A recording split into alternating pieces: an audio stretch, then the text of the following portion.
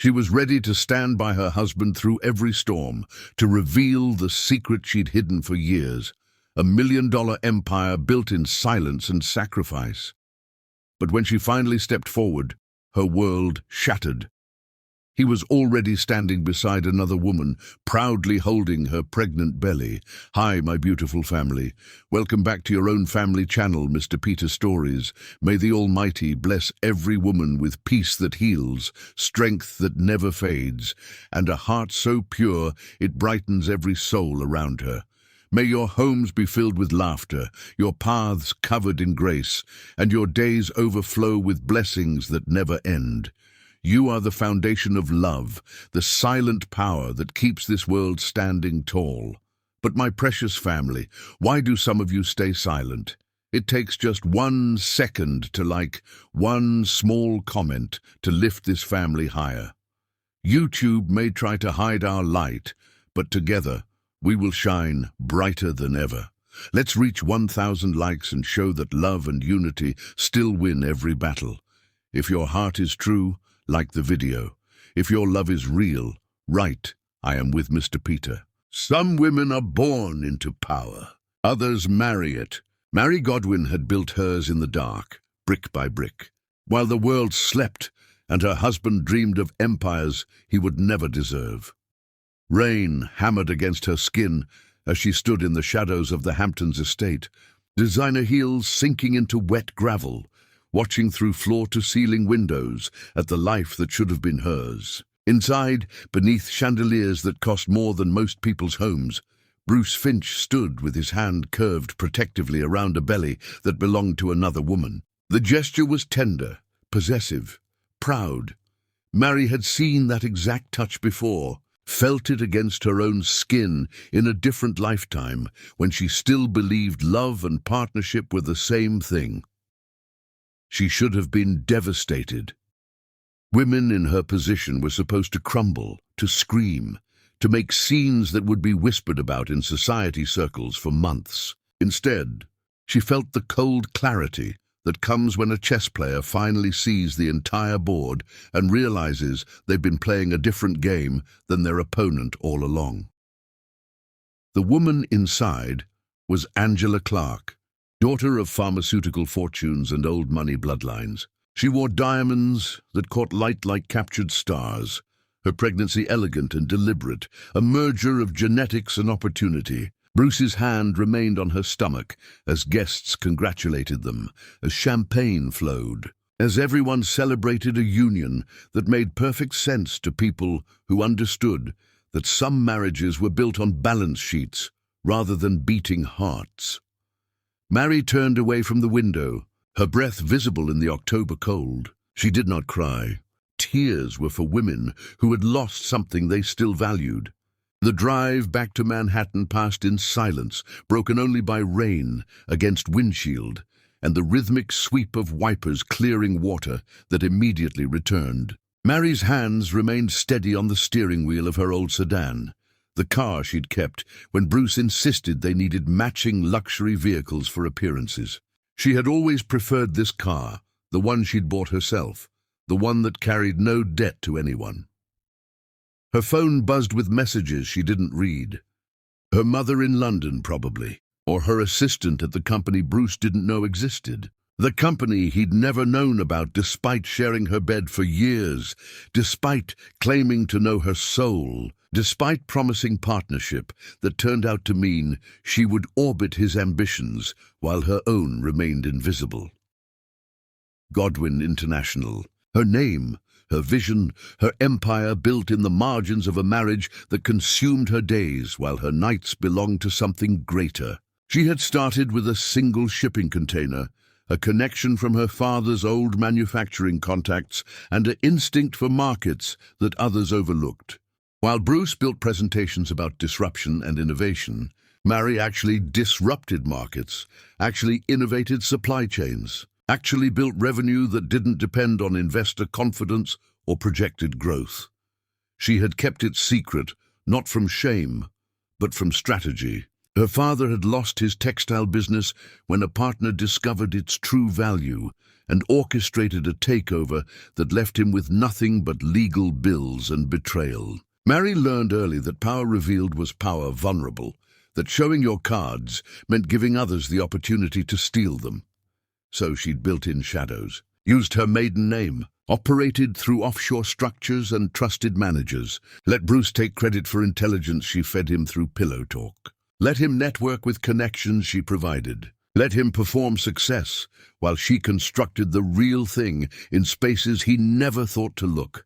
The plan had been perfect. Wait until Godwin International reached valuations that would force him to recognize her as the superior strategist. Wait until the power differential was so vast he would have no choice but to see her as an equal. Wait until partnership became reality instead of performance.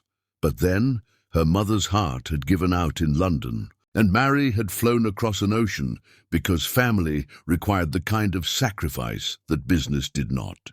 She'd promised herself it would only be a few weeks, that she would return and finally reveal everything, that Bruce would still be there waiting. She had been wrong about which part of her life would collapse first. The penthouse was dark when she arrived, the space she'd purchased under a shell corporation while still in London. Not the home she'd shared with Bruce, but something new, something hers. Floor-to-ceiling windows overlooked the Hudson, the view obscured now by rain and night, the darkness outside matching the darkness within. Mary set her purse on the marble counter, the leather portfolio she'd carried across the Atlantic still clutched in her other hand. Inside were documents that proved everything: financial statements, growth projections, client contracts, the architecture of an empire that dwarfed Bruce's venture capital fever dreams. She'd planned to hand him this portfolio with the kind of dramatic reveal that would redefine their marriage. "Surprise, darling. I built this for us. I can save everything. I've always been saving everything." The naivety of it struck her now with physical force. She had believed that proving her worth would make him value her, that demonstrating her power would make him respect her, that silence had been sacrifice rather than what it actually was: erasure. Her phone rang. Bruce's name appeared on the screen. The same photo from their honeymoon in Santorini, when she'd still believed white dresses and promises meant something permanent. She let it ring until voicemail claimed it, then watched as he immediately called again. On the third call, she answered. "Where are you?" His voice carried an edge of irritation, disguised as concern, the tone of a man whose evening had been interrupted by inconvenience. "I got a call that someone was at the Hamptons' house." "Was that you?" Mary looked at her reflection in the dark window, a ghost of a woman who'd spent years being someone else's shadow. "Yes. Why didn't you come inside? Angela's family threw this dinner to celebrate the engagement, and you just stood outside in the rain. Do you understand how that looks? The engagement. Not his engagement, but the engagement. As if she were an observer to an event that didn't involve the dissolution of her marriage. As if she were a stranger commenting on news rather than the wife standing in the ruins." "How long?" she asked, her voice carrying none of the emotion he would expect. No tears, no hysteria, no feminine collapse. Just a question seeking data. Silence stretched between them, broken only by party noise in his background. Music and laughter, and the sound of people celebrating futures built on other people's graves. "Mary, I was going to tell you. I filed papers months ago, but your mother was sick, and then you had that surgery, and the timing was never right. I've been protecting you from this." "How long?" 2 years. He said it quickly, like ripping off a bandage, like honesty delivered fast hurt, less than honesty delivered slow. "But it's not what you think. Angela and I, we have something different, something strategic. Her father's connections, the merger opportunities, the synergies between our companies. You don't have a company anymore." Mary heard herself say the words with perfect calm. "Finch Enterprises is failing. Has been for over a year. The only thing keeping you afloat is Clark money and the promise that Angela's pregnancy seals the deal." More silence. Then his voice changed, shifting from performative remorse to something sharper. How do you know that? Because I'm not as blind as you needed me to be. She could almost hear him recalculating, reassessing, trying to determine what she knew and how she knew it. Bruce had always been brilliant at presentations and terrible at actual strategy, better at performing confidence than building substance. Look, when you get back from London permanently, we'll sit down and discuss everything like adults. I'll make sure you're taken care of financially. You've been a good wife, Mary. You deserve... She ended the call before he could finish telling her what she deserved. His opinion of her worth had stopped mattering somewhere between London and tonight. Somewhere between her mother's hospital bed and the moment she'd watched him claim another woman's body like territory he'd conquered. The portfolio sat on the counter where she'd placed it, containing proof of everything she'd built, everything she'd planned to offer him like a gift, like salvation, like evidence that she was more than the quiet wife who smiled at his business dinners and never asked difficult questions. Mary picked up the portfolio and walked to her new office, the one with walls of glass and a view of a city that belonged to people who took what they wanted, rather than waiting for permission to exist. She opened the portfolio and began reading through documents she'd memorized years ago. But this time she wasn't reading them as offerings to save Bruce's failing company. She was reading them as weapons. Outside, the rain continued to fall on a city full of people who thought they understood how power worked, who believed that volume equaled authority and visibility equaled strength. They were wrong. Power lived in the spaces between what people saw and what actually existed, in the empires built by women who'd learned that silence wasn't weakness, it was camouflage. And Mary Godwin was done hiding. Chapter 2, The Year of Shadows. London in autumn tasted like childhood and rain, and the particular melancholy that comes from returning to places that shaped you, before the world taught you who you'd have to become. Mary had fled Manhattan telling herself it was temporary, that her mother needed her, that a few weeks away would give Bruce time to come to his senses before she returned to reveal everything. She'd been lying to herself, with the same skill she'd used to lie to him about where her real ambitions lived. Her mother survived the surgery, but recovery stretched like taffy. Complications, bleeding into setbacks, bleeding into months that accumulated while Manhattan grew distant and Bruce's calls grew shorter.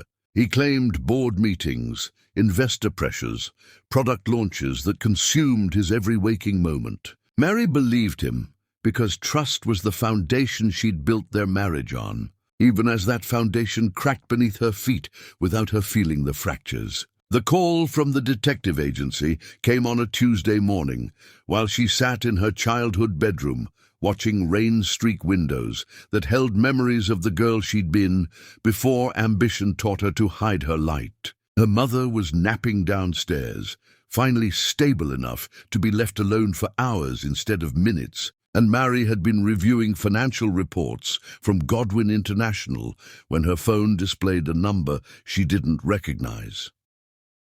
Mrs. Finch? The woman's voice was professional, efficient, the tone of someone who delivered bad news for a living. This is Diane Fletcher. I'm an attorney specializing in corporate litigation. I need to speak with you about your husband's activities regarding your company, Godwin International. Mary's blood went cold in the way it does when you realize the disaster hasn't just arrived. It's been living in your house for months while you slept, unaware. I don't know what you're talking about. Yes, you do. Diane's voice held no judgment, just facts delivered like surgical instruments. Your husband accessed your laptop before you left for London. He copied encrypted files. He knows about your company, Mrs. Finch, and he's been using your strategies to save his failing business while courting the daughter of a pharmaceutical fortune to fund what your intelligence couldn't fix. The room tilted slightly, reality rearranging itself into new and uglier configurations. How do you know this? Because one of your board members hired me when they noticed unusual activity in your corporate accounts. Someone was watching your company, Mrs. Finch. someone with intimate knowledge of your security protocols and access to information they shouldn't have. We traced it back to your personal laptop, the one that went with you to London but was in Manhattan for weeks before you left, Mary remembered. She'd been packing, running between the penthouse and the airport, and had left her laptop on the kitchen counter while she gathered her mother's medications and made frantic calls to London hospitals. Bruce had been home that morning, claiming he needed to work remotely, his own laptop apparently at his office. She'd thought nothing of it at the time. Why would she? He was her husband. Partners didn't spy on each other. Partners didn't steal. What exactly did he take? Her voice came out steady, despite everything inside her crystallizing into something sharp and dangerous. Client lists, supply chain strategies, financial projections, everything you've built over the past several years. And Mrs. Finch, he's been presenting your innovations as his own to potential investors. 3 of your proprietary import strategies are now being pitched by Finch Enterprises as original intellectual property. The Clark family pharmaceutical division has already implemented one of them. The betrayal hit her in waves, each one carrying different implications. He'd known about her empire for months and said nothing. He'd stolen from her while kissing her goodbye. He'd used her intelligence to win another woman's father's approval, to secure the merger that would save him, to build his future on her stolen foundation while planning to discard her like outdated equipment. I need documentation, Mary said, her mind already shifting into the mode that had built an empire from nothing, the mode that turned rage into strategy. Everything you have. Every access log, every stolen file, every presentation where he used my work, I have it ready. But Mrs. Finch, there's more. Your husband filed for divorce while you were recovering from surgery. He's been preparing this exit for months. And the woman he's with, Angela Clark, she's pregnant. Mary should have felt something. Shock, perhaps. Devastation. The kind of soap opera emotion that women were supposed to perform when their marriages exploded. Instead, she felt a clarity so pure it bordered on euphoric. Every strange phone call, every shortened conversation, every time Bruce had claimed he was too busy to visit London, even when she'd been in the hospital. It all made perfect sense now. He hadn't been protecting her from stress. He'd been protecting his plan. Send me everything, Mary instructed, her voice carrying the authority that came naturally when she ran her company. The authority she'd always suppressed around Bruce because he needed to feel like the powerful one. And I'll need you on retainer. This isn't a divorce, Ms. Fletcher. This is war. The months that followed were a masterclass in controlled destruction. Mary remained in London not to recover, but to build her attack with the kind of meticulous planning that empires required. She hired investigators who specialized in corporate espionage, attorneys who treated intellectual property theft like murder, and forensic accountants who could trace the fingerprints money left behind when it moved through systems designed to hide it. The evidence was overwhelming. Bruce had accessed her files repeatedly over several months, copying strategies she'd developed through years of grinding work and market analysis. He'd pitched these strategies to the Clark family as proof that Finch Enterprises possessed innovative thinking that justified their investment. He'd used her genius to seduce another woman's father into funding his mediocrity. But the investigation revealed something even more valuable than evidence of theft. It revealed that Bruce's company was hemorrhaging money faster than the Clark merger could save it, that his much-praised product launches were failing in markets he didn't understand, that his reputation for innovation was built entirely on presentations rather than results. He needed her. He'd always needed her. And now that he'd discarded her for someone whose last name carried more weight than her intelligence, he was discovering that pretty slides and confident speeches couldn't actually build sustainable operations. Mary's mother found her one evening in the study, surrounded by documents that detailed Bruce's systematic dismantling of their marriage, and sat down heavily in the chair across from her daughter. "When are you going back?" Her mother's voice was soft but steady. the voice that had guided Mary through childhood disappointments and adolescent heartbreaks and the particular pain of learning that the world punished women for the same ambition it rewarded in men. Soon, Mary didn't look up from the contract she was reviewing, one that would shift Godwin International's corporate structure in ways that made it impossible for anyone to claim Marshall assets or shared property. I have some things to finish here first. You're planning something. It wasn't a question. I'm planning everything.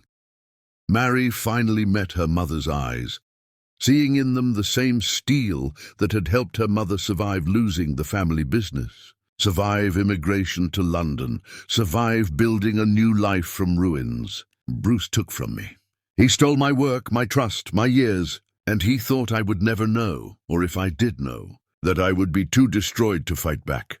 Her mother smiled then, the smile of a woman who had raised a daughter to be soft when necessary and ruthless when required. Show him what we teach our daughters in this family. Show him that stealing from a woman who built an empire is the last mistake a man ever gets to make. Mary returned to Manhattan on a morning when the city was crystalline with cold, the kind of weather that made everything sharp-edged and unforgiving. She'd been gone for over a year, and the woman who stepped off the plane was not the woman who'd fled in tears and confusion. This woman wore her power like armor, her hair cut sharp, her clothes tailored to announce success rather than perform supportive spouse. She went directly to her new penthouse, the one Bruce didn't know she owned, and stood at the windows overlooking a city that belonged to people who took what they wanted. Her assistant had already filled the space with everything she needed: secure computers, encrypted phones, a team of professionals who understood that sometimes justice required precise and thorough destruction. Mary pulled out her phone and made the first call, to the attorney who would file papers that Bruce would never see coming. Then she made the second call, to a business journalist who specialized in exposing corporate fraud and would find the story of tech CEO stealing from his wife absolutely fascinating. But before she made the third call, the one to Bruce's largest client, to inform them they'd been working with stolen strategies, she allowed herself one moment of pure feeling. She looked at the city sprawling below her, at the empire she'd built in shadows, at the future she would build in light. And she smiled like a woman who'd just realized that the best revenge wasn't making him regret losing her. It was making him regret ever thinking she needed him in the first place. Chapter 3, The Calculated Return. The Hamptons estate looked different in daylight, less like a palace of stolen dreams and more like what it actually was: excessive wealth performing happiness for an audience that measured worth in square footage and coastal views. Mary drove past it without slowing, her destination not the scene of Bruce's celebration, but the law offices in downtown Manhattan where Diane Fletcher waited with documents that would detoxify a marriage that had been poisoning her for years. The elevator ride to the firm's floor felt longer than the flight from London, anticipation stretching time into something elastic and strange. When the doors opened, Diane stood waiting, a woman in her 50s with silver hair and eyes that had seen every variation of human betrayal and still managed to believe in justice. Mrs. Finch. She extended her hand, grip firm and professional. Or should I say Miss Godwin? Mary is fine. She followed Diane into a conference room where documents covered every surface, evidence organized with the precision of someone building a legal fortress. And yes, Godwin, I should have never taken his name. You can reclaim it. Diane gestured to a chair. In fact, that's the least of what you'll be reclaiming. Sit. What I'm about to show you will take some time to fully understand. The next hours passed in a blur of corporate espionage documentation, forensic analysis, and the particular satisfaction that comes from watching someone's crimes mapped out with mathematical precision. Bruce had been sloppy, arrogant in the way that people who underestimate their opponents always are. He'd left digital fingerprints everywhere, accessed her files without covering his tracks, presented her strategies at investor meetings without changing enough details to hide the theft. He pitched your Southeast Asian manufacturing optimization as his own innovation to Clark Pharmaceuticals. Diane tapped a presentation slide displayed on her laptop. Bruce's face frozen mid-speech, his expression confident and completely fraudulent. This strategy took you 3 years to develop, required relationships you built through personal travel and cultural understanding. He presented it as something he conceptualized over a weekend. Mary studied the slide, recognizing every word because she'd written them in her private files. The ones she'd thought were secure in her own home. Harrison Clark approved funding based on this? Partially, but there are 2 more of your strategies that sealed the deal. Your Brazilian import protocol and the African logistics framework. Bruce presented all 3 as proof that Finch Enterprises possessed innovative thinking that justified not just investment, but a complete merger between his company and Clark's pharmaceutical division. A merger built on my stolen work. Mary's voice was soft, deadly. What does that make the merger legally? Diane smiled then, the smile of a predator who'd just been given permission to hunt. Fraudulent, obtained through misrepresentation and theft of intellectual property. And Ms. Godwin, intellectual property theft is not just a civil matter. Depending on the value of what was stolen, it can be criminal. And based on what Clark Pharmaceuticals has already implemented using your strategies, we're looking at damages in the hundreds of millions. The room was very quiet. Somewhere in Manhattan, Bruce was probably in a meeting, performing the confidence that came so easily when you'd convinced yourself that success stolen was the same as success earned. He had no idea that across the city, his soon-to-be ex-wife was systematically documenting every theft, every lie, every strategy he'd built on her foundation while preparing to kick that foundation out from under him.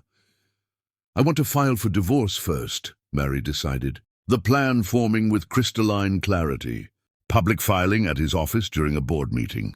I want the Clark family representatives there when he's served. I want them to see him lose control, to start questioning what else he's lied about. Aggressive, Diane approved. I like it. But Mary, once we do this, there's no pulling back. Bruce will lawyer up, will try to paint you as bitter or vindictive. The press will be brutal. Society will take sides. Are you prepared for that? Mary thought about the woman who'd built an empire in secret, who'd sacrificed recognition for the fantasy of partnership, who'd stood in the rain watching her husband touch another woman's pregnant belly with the same tenderness he'd once used on her. That woman was dead. She'd died somewhere between London and here, between discovering his betrayal and deciding that mercy was for people who deserved it. Let them take sides, she said, voice carrying steel that hadn't been there before Bruce taught her the necessity of it. I have evidence, documentation, and the truth. What does Bruce have? Stolen slides and a pregnant heiress, whose father is about to discover he merged his pharmaceutical empire with a fraud. Diane began pulling papers from organized stacks, each one representing a different avenue of attack. Divorce papers, intellectual property theft lawsuit, cease and desist orders for every client Bruce had acquired using Mary's strategies, criminal complaint documentation for corporate espionage. It was a symphony of legal destruction, each instrument playing its part in the dismantling of a man who'd confused performance with substance. We'll file everything simultaneously, Diane explained, walking Mary through the timeline. Divorce papers served at his office in front of the board. The IP theft lawsuit filed the same day. Press release to business media immediately after. By the time Bruce understands what's happening, every major publication will be covering the story of the tech CEO who stole his wife's strategies to seduce another woman's father into a merger. And the Clark family? I've already prepared a separate communication for Harrison Clark personally. He's a man who built his empire on patents and proprietary formulations. He understands intellectual property protection better than anyone. When he discovers that the innovative strategies Bruce used to win his approval were actually stolen from Bruce's wife, a wife Bruce was betraying and divorcing at the same time he was pitching stolen work, Harrison will eviscerate him. Men like Clark don't tolerate being made to look foolish. Mary signed document after document, her signature steady and certain. Each signature was a small act of reclamation, taking back her name, her work, her future from a man who'd thought she would never fight back. Bruce had made the critical mistake that mediocre men always made when confronted with intelligent women. He'd assumed her silence meant she didn't know how to scream. He was about to learn the difference between silence and strategy. The serving happened on a Thursday morning, chosen specifically because Bruce had his weekly board meeting with Clark Pharmaceuticals representatives in attendance. Diane had arranged for a process server who specialized in high-profile cases, a woman who knew how to deliver papers with the kind of theatrical impact that ensured everyone in the room understood something significant had just occurred. Mary wasn't there to witness it, but Diane had arranged for one of her associates to be in the building to report back on Bruce's reaction. On the moment his carefully constructed world began its collapse. The call came while Mary was in her penthouse, standing at the windows overlooking the Hudson, holding a glass of wine she hadn't yet drunk. "It's done." Diane's voice carried satisfaction. He was mid-presentation when the server walked in. She handed him the divorce papers and the lawsuit simultaneously, announced in front of the entire board that he was being sued for intellectual property theft and corporate espionage. Bruce turned white, actually stumbled over his words. The Clark representatives immediately requested a recess to review the allegations. "And?" Mary prompted, heart beating faster despite her outward calm. "They're convening an emergency meeting of their legal team. Harrison Clark himself is flying in from Boston. Mary, they're taking this seriously. The merger might actually be in jeopardy." Mary closed her eyes, let herself feel the first wave of vindication wash over her. It wasn't triumph yet, just the beginning of justice, but it tasted sweeter than anything she'd experienced in years. "Bruce called me 17 times in the past hour," Diane continued. "I haven't answered. His attorneys reached out requesting immediate mediation. I told them we're not interested in settlement." "Good." Mary opened her eyes, looked out at the city that held her future. "Let him sit with it. Let him understand that this isn't a negotiation. This is consequences. He'll try to contact you directly," Diane warned. "Will you answer?" Mary thought about the last conversation they'd had, when he'd told her she deserved to be taken care of financially, spoken to her like she was a loyal employee being let go with a decent severance package. She thought about all the times she'd bitten her tongue when he mansplained concepts she'd mastered years before him, smiled through dinners where he held court while she played the role of supportive spouse, stayed silent while he built his reputation on intelligence she'd fed him without credit. "No," she decided, "I have nothing to say to him. The lawsuits will speak for me." That night, business media exploded with the story. Every major publication ran some version of the headline. Tech CEO sued for stealing wife strategies to fund affair and merger. The narrative was irresistible, the angles numerous. Some framed it as a story about women's invisible labor finally demanding recognition. Others focused on the corporate espionage angle, the theft of intellectual property. A few mentioned the affair with Angela Clark almost as an afterthought, because the business betrayal was so much larger than the romantic one.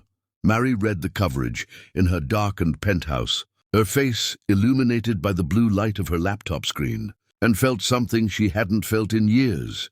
She felt powerful, not because she'd destroyed Bruce, though that was coming. Not because she'd exposed his fraud, though the evidence was irrefutable. She felt powerful because for the first time in their entire marriage, she'd stopped performing the role. He'd needed her to play and started being exactly who She'd built herself to become a woman who built empires and demolished the men who tried to steal them. Chapter 4. The Empire Strikes. Bruce's first mistake was thinking he could fix this with money. His second was thinking Mary would accept it. The settlement offer arrived through his attorneys exactly 3 days after the lawsuits were filed. $20 million. Full discretion agreements. Complete non-disclosure. In exchange, Mary would drop the intellectual property lawsuit, agree that the divorce was mutual and amicable, and sign away any claim to his future earnings or reputation. Diane read it aloud in her office while Mary listened, her expression unchanging as the numbers grew larger and the demands more insulting. "He's offering to buy your silence," Diane concluded.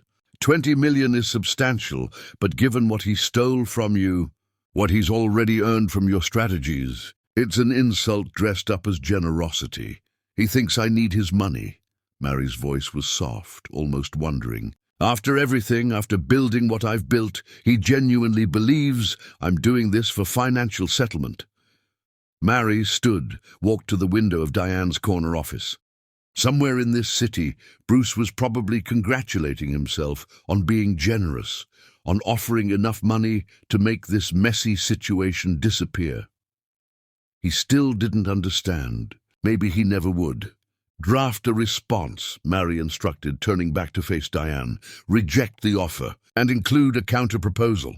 I want a full forensic audit of every presentation, every pitch, every strategy document he's used since accessing my files. I want him to publicly acknowledge that the innovations he credited himself with were stolen from me. I want a public apology issued through business media.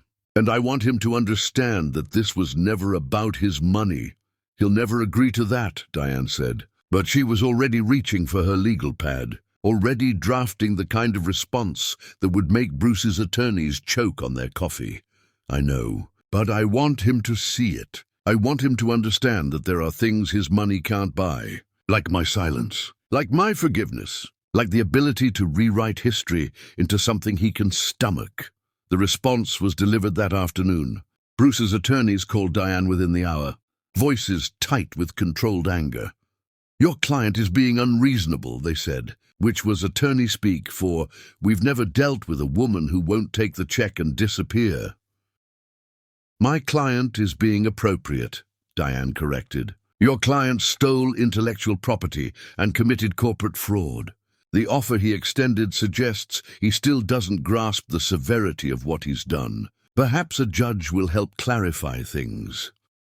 While Bruce's team scrambled to respond, Mary activated the second phase of her strategy. She began systematically contacting every major client that Finch Enterprises had acquired in the past 2 years. The ones won, using strategies Bruce had stolen from her files.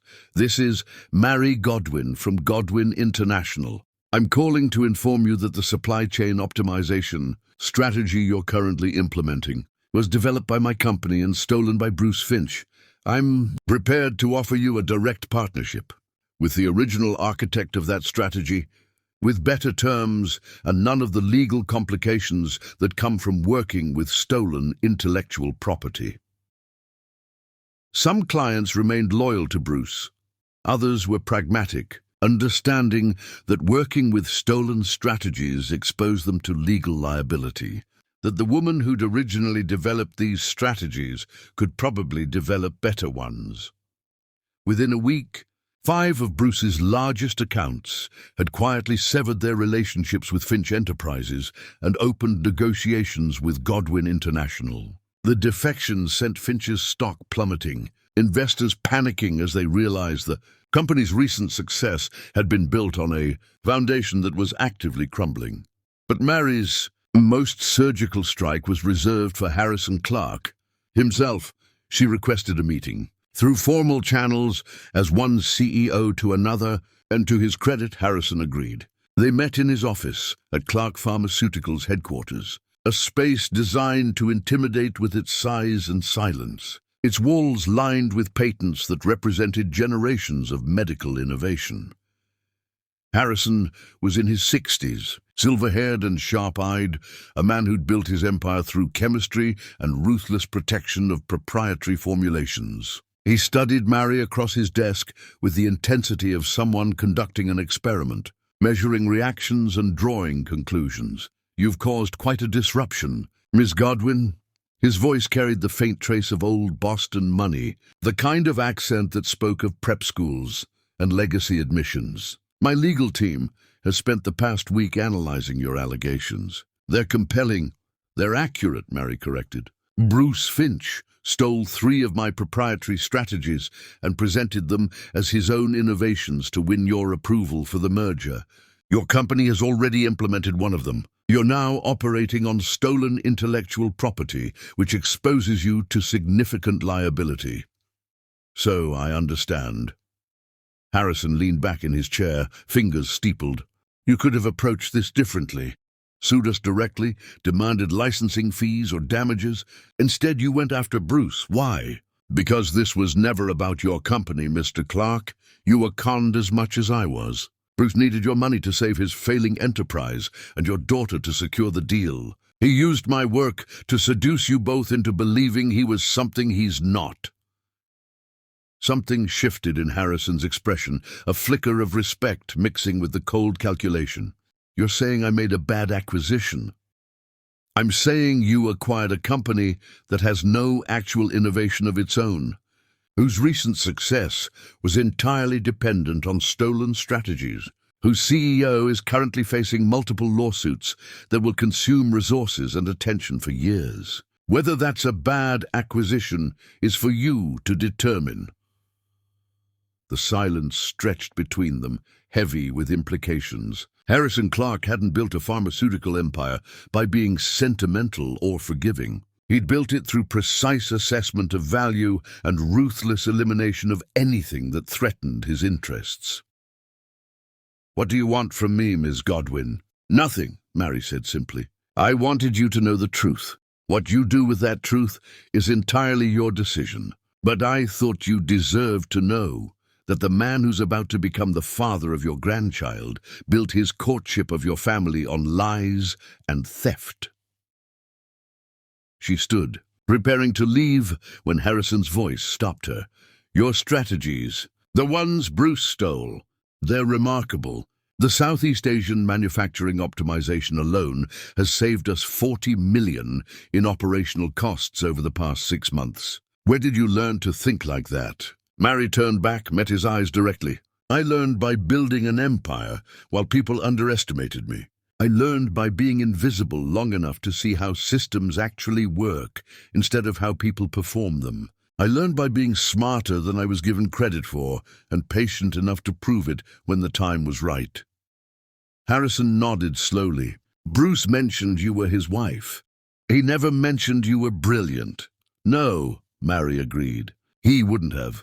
She left Clark Pharmaceuticals, knowing that she'd just planted a seed that would grow into the kind of doubt that destroyed mergers from within. Harrison Clark was a man who valued intellectual property above almost everything else. Learning that his future son-in-law was a thief would fester in his mind, would make him question every presentation, every promise, every projection Bruce had made.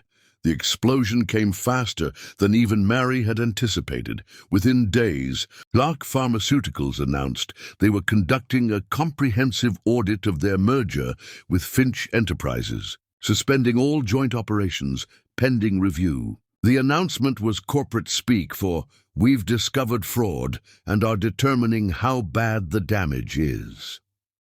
Bruce's stock went into freefall. Investors fled. Board members resigned. The tech press that had once praised his innovative thinking now questioned whether any of his ideas had ever been original. And Angela Clark, 7 months pregnant with his child, released a statement through her attorneys announcing that she was ending her engagement to Bruce Finch, claiming she had entered the relationship under false pretenses, that she'd been as deceived as everyone else about his character and capabilities. The statement was carefully crafted to protect Angela's reputation, to position her as another victim rather than a willing participant in Bruce's schemes. Whether that was true or performance didn't matter. What mattered was that in the span of 2 weeks, Bruce had lost his merger, his fiancée, his reputation, and any chance of rebuilding credibility in the industry he'd once dominated. Mary watched his systematic destruction from her penthouse, tracking each development like a general monitoring battlefield victories. She felt no guilt, no regret, no second thoughts about the devastation she'd orchestrated. Bruce had stolen from her. He'd betrayed her. He'd tried to erase her contributions while building his future on her foundation. And when she'd discovered the truth, he'd offered her money to be quiet about it, to let him continue performing success built on her stolen work. He'd given her no choice but to burn his world down, and standing in the ashes of his empire, Mary Godwin understood something fundamental about power that she'd spent years denying. Sometimes the kindest thing you can do for yourself is become the villain in someone else's story, because being kind had gotten her nothing but theft and betrayal. Being ruthless had gotten her justice. Chapter 5. The Unraveling. The trial became a spectacle that Manhattan's business community couldn't look away from, the kind of public destruction that people claimed to find distasteful while consuming every leaked detail with hungry fascination. Bruce hired attorneys who specialized in defending the indefensible, men in suits that cost more than honesty, who spoke about misunderstandings and marital disputes as if theft could be rebranded into something more palatable. Mary sat in the courtroom every day of the proceedings, dressed in colors that photographed well, her presence a constant reminder that this was not abstract corporate litigation, but a wife reclaiming what her husband had stolen. The jury watched her with expressions that ranged from sympathy to respect to the particular fascination that came from seeing someone refuse to be quiet about their destruction. Bruce's attorneys tried painting her as vindictive, as a woman scorned who'd weaponized business disputes to punish her ex-husband for moving on. They suggested that in marriages, intellectual property became murky, that pillow talk about strategy was normal between spouses. Diane demolished their arguments with surgical precision. She presented digital forensics showing Bruce had accessed encrypted files without authorization, copying documents Mary had deliberately password protected. She showed timestamps proving he'd accessed these files, and within days presented identical strategies to Clark Pharmaceuticals as his own innovations. She brought in expert witnesses who testified that the strategies in question were highly specialized, requiring years of industry knowledge and relationship building.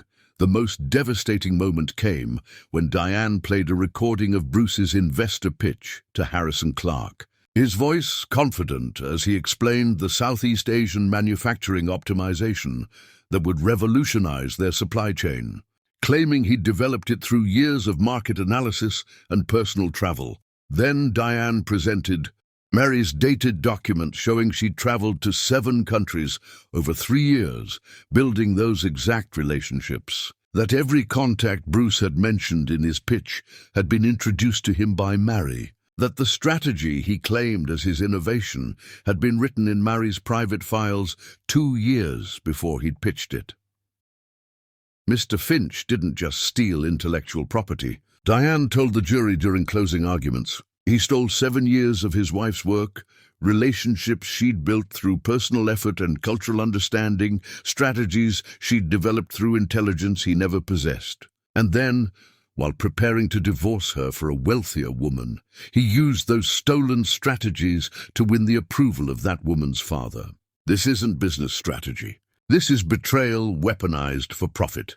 The jury deliberated for 4 hours. When they returned, the forewoman read the verdict with a voice that carried no doubt, guilty on all counts of intellectual property theft, guilty of corporate espionage, guilty of fraud in the inducement of the Clark merger.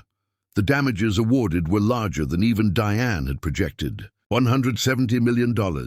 including punitive damages that reflected the jury's disgust at Bruce's systematic deception. Mary felt nothing as the verdict was read, except a quiet satisfaction that justice, when properly documented and precisely argued, actually existed. Bruce's face across the courtroom was pale, his attorneys already whispering frantically about appeals that would go nowhere because the evidence was irrefutable. Outside the courthouse, media swarmed with questions Mary didn't answer. She simply read a prepared statement that Diane had crafted.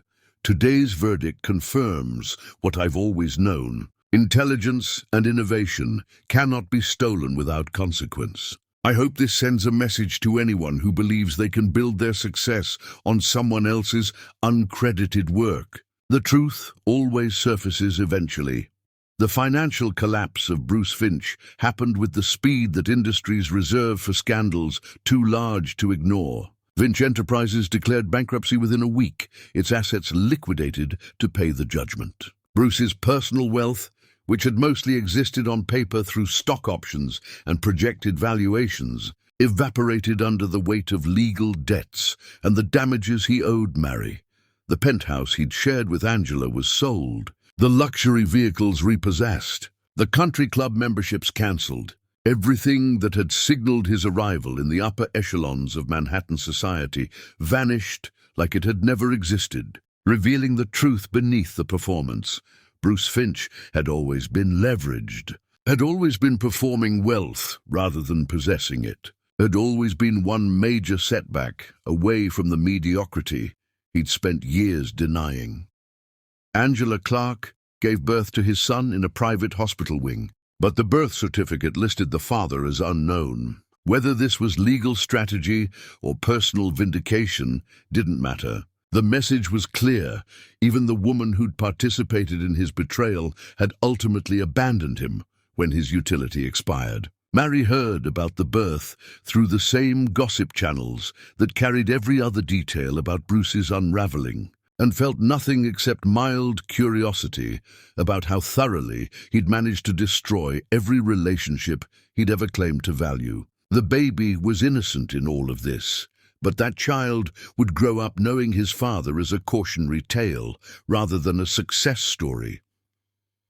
The most poetic justice came from Harrison Clark himself, who sued Bruce separately for fraud in the inducement of their merger, seeking the return of all funds invested in Finch Enterprises, plus damages for reputational harm. The pharmaceutical titan who'd been conned by his daughter's fiancé proved to be far more ruthless in his revenge than even Mary had been.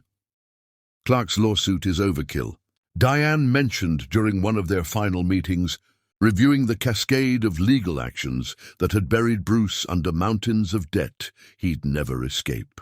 Bruce is already bankrupt. Harrison won't recover anything meaningful. It's not about recovery, Mary observed, understanding the psychology of men like Harrison Clark better than Diane did.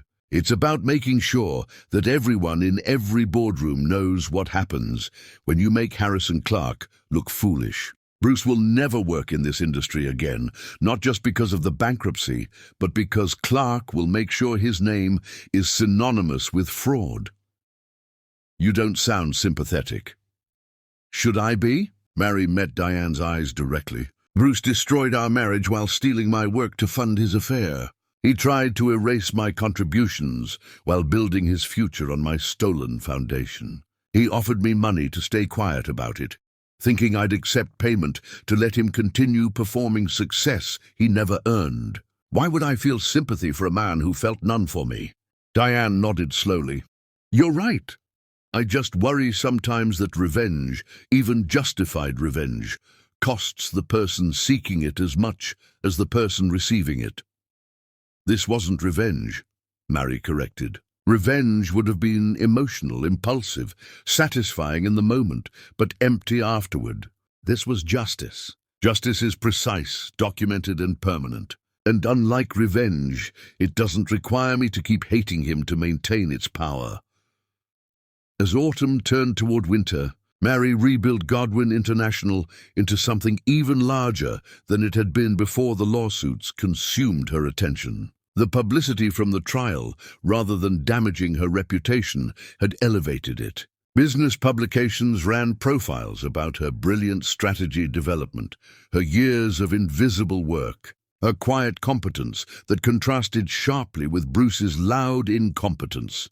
Clients who'd once worked with Finch Enterprises now came directly to her, apologetic about not recognizing her genius sooner, eager to work with the woman who'd developed the strategies they'd found so effective. Mary took the meetings, assessed which clients deserved second chances and which had been too complicit in Bruce's theft to warrant her energy.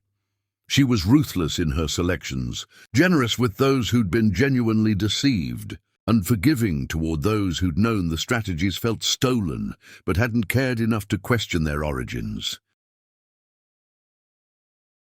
Her company grew not just from reclaimed clients, but from new opportunities that emerged when powerful women finally saw someone refuse to stay silent about being undermined. She received offers for partnerships, speaking engagements, board positions on companies that wanted her strategic intelligence, and the credibility that came from having publicly fought for recognition of her work. Mary accepted some offers and declined others, always maintaining control of her narrative, always ensuring that her empire remained hers, rather than becoming diluted through associations that would drain her energy for minimal return. She was standing in her penthouse one evening, reviewing expansion proposals into markets she'd always planned to dominate, when her assistant buzzed with a message that Bruce had been trying to reach her through various intermediaries. "He wants to talk," her assistant said, voice carefully neutral. "Says it's important." Mary considered this for exactly 3 seconds. "Tell whoever's asking that I have nothing to say to him. Not now, not ever. Bruce Finch is a closed chapter in a book I've already finished reading. Understood." A pause. "For what it's worth, watching you dismantle him was the most impressive strategic campaign I've ever witnessed. You should teach a course on it." Mary smiled at that, the first genuine smile she'd felt in weeks. "Maybe someday. But right now, I'm too busy building things to spend time teaching others how to destroy them."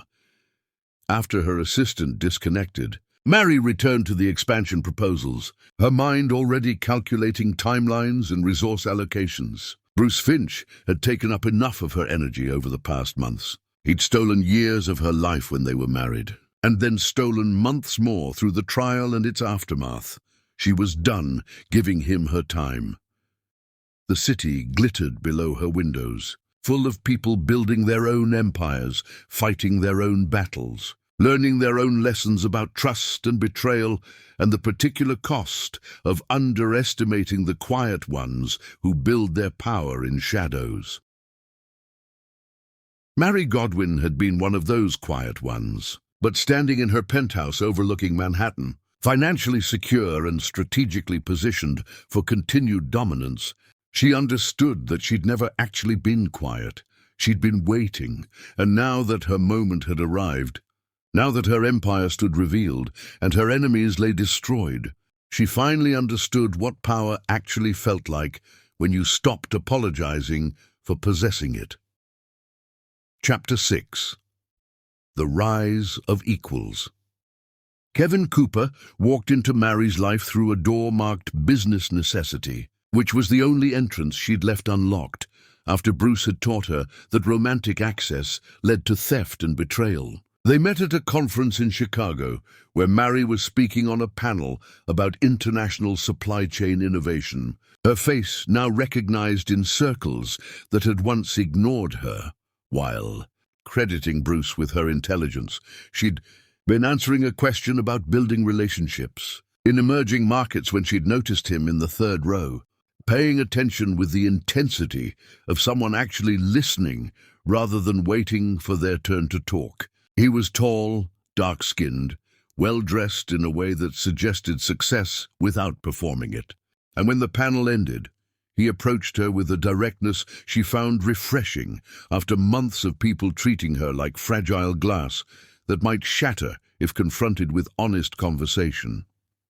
"Ms. Godwin," he extended his hand, grip firm and brief. Kevin Cooper, Cooper Global Logistics. That analysis you gave about African port infrastructure was the most accurate assessment I've heard from someone who doesn't actually operate in those markets. How do you know what most consultants miss? I don't rely on consultants, Mary answered, intrigued, despite her instinct to keep every man at arm's length. I go to places myself, talk to people who actually move freight, rather than people who write reports about moving freight.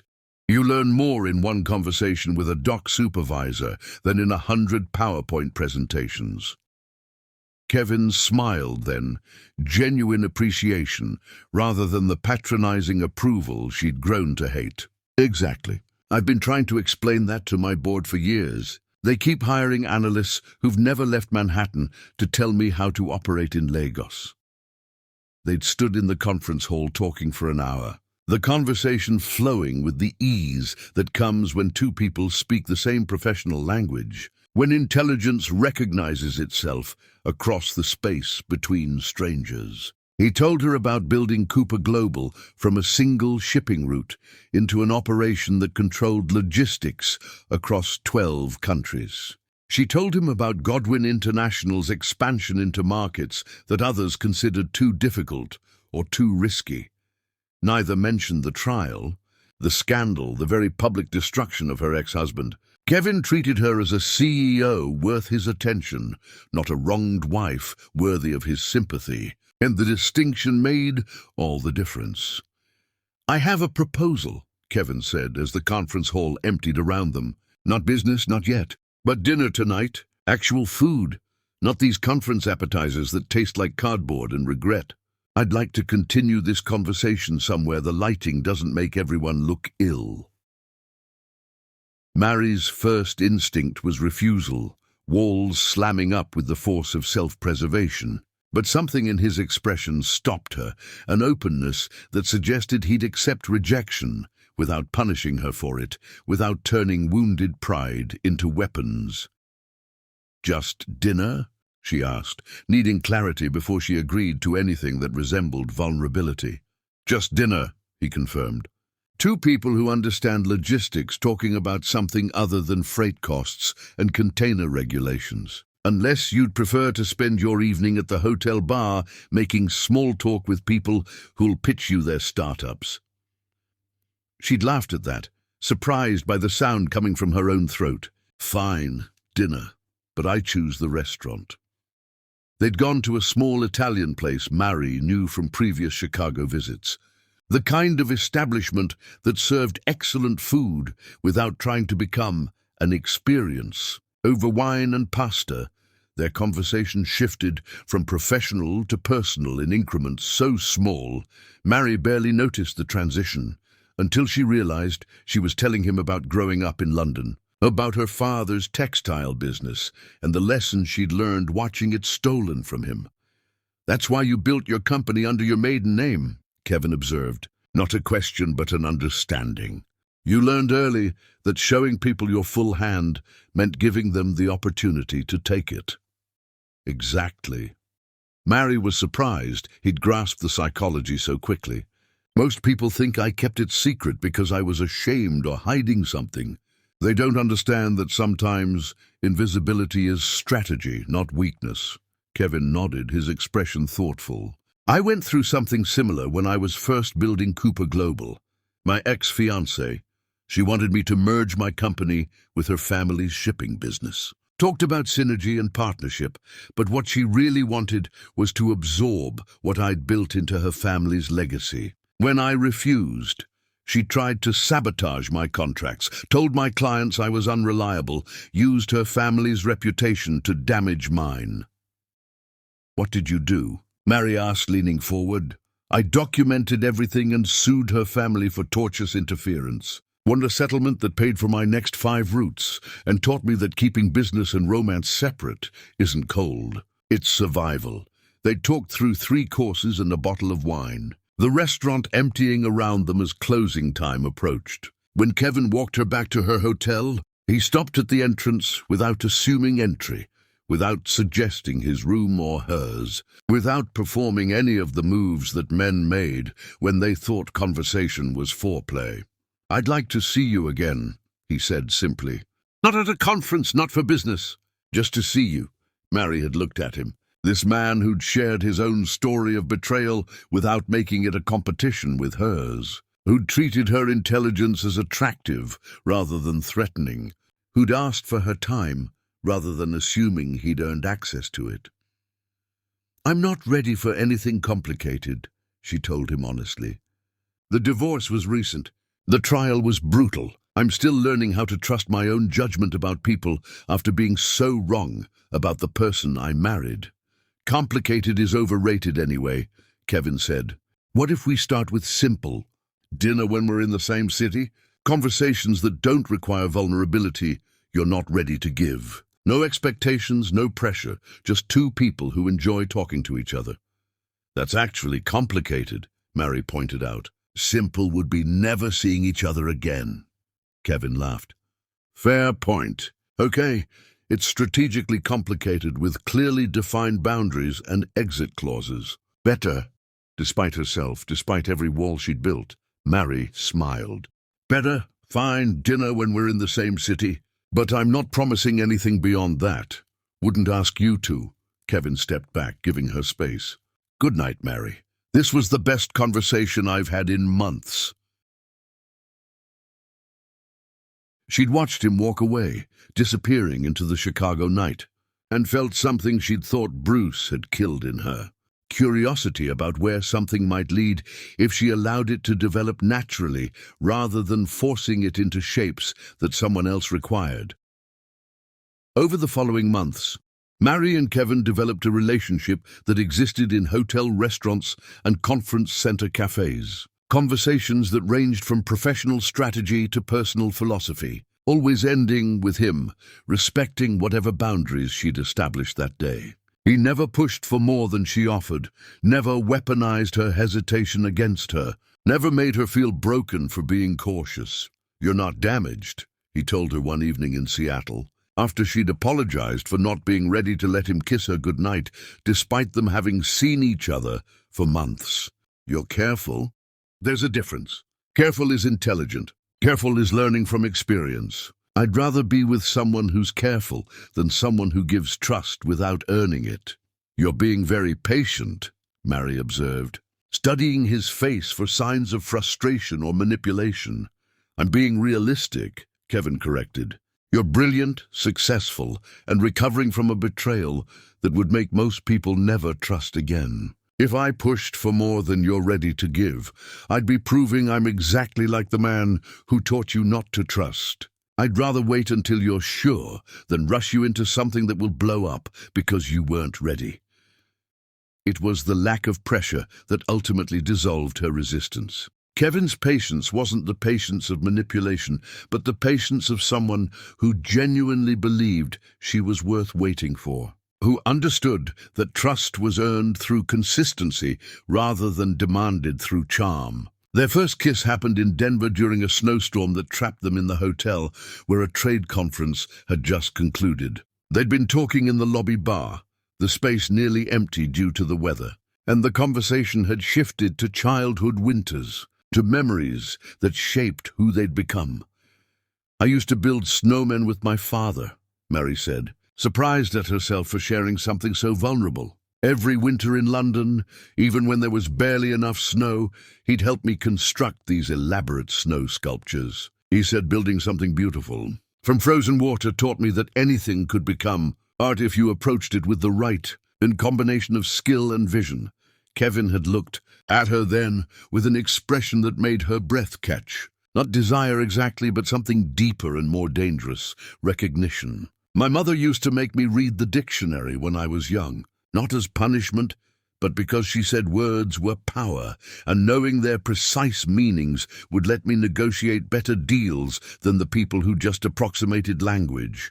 She was a housekeeper, but she taught me to think like someone who owned the houses she cleaned. We're both children of people who taught us to see what others missed, Mary said softly. Yeah.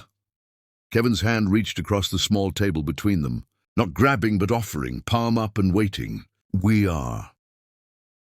Mary had looked at his hand for a long moment, considering everything that accepting it would mean, all the vulnerability that came with allowing someone past the fortress she'd built.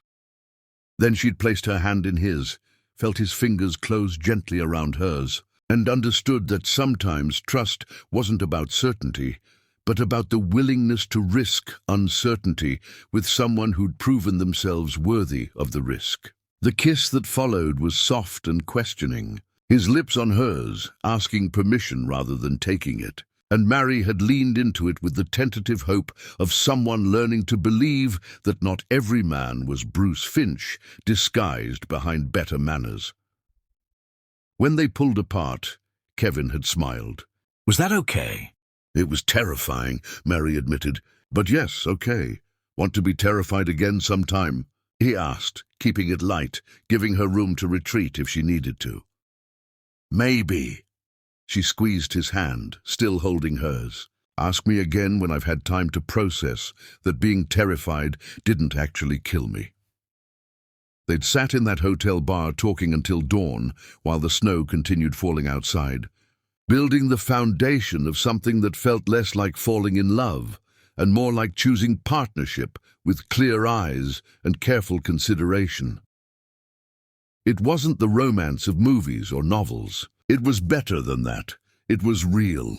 Chapter 7, The Courtship of Titans. Falling in love after betrayal was not the graceful descent that poetry promised, but rather a series of small jumps over chasms of doubt. Each leap requiring faith Mary had to rebuild brick by brick. Kevin understood this in ways that made her suspect he'd done his own rebuilding, that his patience came from having needed it himself once. Their relationship developed in the spaces between their separate empires, dinners in cities where their work overlapped, phone calls that stretched past midnight discussing everything from geopolitical trade policy to childhood wounds that shaped adult caution. He sent her books he thought she'd like, not flowers that would die within a week, and the thoughtfulness of his gifts told her he was paying attention in ways Bruce never had. "Why books?" she asked one evening, after he'd sent her a first edition of a novel she'd mentioned loving during a conversation weeks earlier. "Because flowers are about the person giving them," Kevin said. "They're a performance of romance, something to post on social media or display in an office. Books are about actually listening to what someone values. Plus, you strike me as someone who'd rather have something that lasts than something that wilts." He was right, of course, but his correctness scared her almost as much as it pleased her, because being understood meant being seen, and being seen meant being vulnerable to someone who could use that understanding against her. "You're doing it again," Kevin observed gently during a dinner in Boston, watching her expression close like shutters over windows, "pulling back right when things start feeling comfortable." "I don't know what you mean." But she did, and they both knew it. "Mary, I'm not him." Kevin set down his fork, giving her his full attention. "I know what Bruce did to you. Not just the theft and the affair, but the systematic way he made you doubt your own intelligence by taking credit for it. I know that kind of betrayal doesn't heal quickly, but at some point, you're going to have to decide whether you want to let one bad man determine how you relate to all men forever, or whether you're willing to risk trusting that not everyone is performing partnership while planning their exit. That's easy to say when you're not the one who spent years building something only to watch it get stolen by the person who promised to protect it." Her voice carried more heat than she intended. "You're right. It is easy to say." Kevin leaned back, not retreating but giving her space. "But here's what's not easy. Watching someone I care about stay trapped in fear, because healing requires more courage than building empires. You conquered international markets, Mary. You destroyed a man who tried to erase you. You rebuilt your reputation from ashes. But you won't let yourself be happy, because happiness requires vulnerability, and vulnerability feels too much like the thing that got you hurt last time." The truth of his words landed like fists, each one accurate and painful. Mary wanted to argue, to defend herself, to explain that caution wasn't cowardice, But deep down, she recognized what he was saying, because she'd been saying it to herself in the quiet moments when her walls felt less like protection and more like prison. "I don't know how to do this," she admitted finally.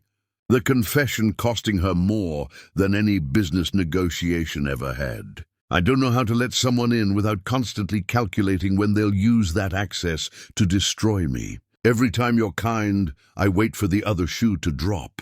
Every time you're patient, I wonder what you're really waiting for. And I hate that Bruce broke me badly enough that I can't accept good things at face value anymore." Kevin reached across the table, slowly enough that she could pull away if she wanted, and took her hand. "You're not broken, you're learning. And here's what I'm willing to offer: time. As much time as you need to believe that my kindness isn't strategy, that my patience isn't manipulation, that I actually want to be with you, not with what you've built or what you can give me, but with the woman who built an empire while everyone was looking the other way." Mary felt her eyes burn with tears she refused to let fall in a public restaurant. What if I'm never ready? What if the damage is permanent? Then we'll figure that out together. Kevin's thumb traced circles on the back of her hand. "But I don't think the damage is permanent. I think you're terrified of hoping again, because hope is what got crushed last time. But Mary, hope based on evidence is different than hope based on illusion. You have evidence now. Months of me showing up when I say I will, respecting boundaries when you set them, being honest even when honesty is uncomfortable. At some point, evidence has to matter more than fear." They'd left the restaurant walking close but not touching, the autumn air in Boston carrying the smell of fallen leaves and approaching winter. At her hotel entrance, Kevin had stopped and turned to face her, his expression serious in the streetlight glow. "I'm going to tell you something, and you don't have to respond tonight or even this month, but I need you to hear it." He took a breath. "I'm falling in love with you, not with your company or your success story or your triumph over adversity. With you, the woman who overthinks everything and builds walls when she's scared and has opinions about port infrastructure that she'll defend like religious doctrine. That's who I'm falling in love with. And I'm willing to fall alone if that's what it takes for you to feel safe. But I wanted you to know that this isn't casual for me. It stopped being casual the moment you told me about your father's business getting stolen, and I saw in your eyes that you understood betrayal the same way I do." Mary stood frozen, Kevin's words rearranging everything she'd told herself about what was possible after Bruce. She'd convinced herself that the best she could hope for was pleasant companionship, that the deep trust required for actual partnership was beyond her now. But Kevin was offering her that trust while asking for nothing in return except the chance to keep offering it.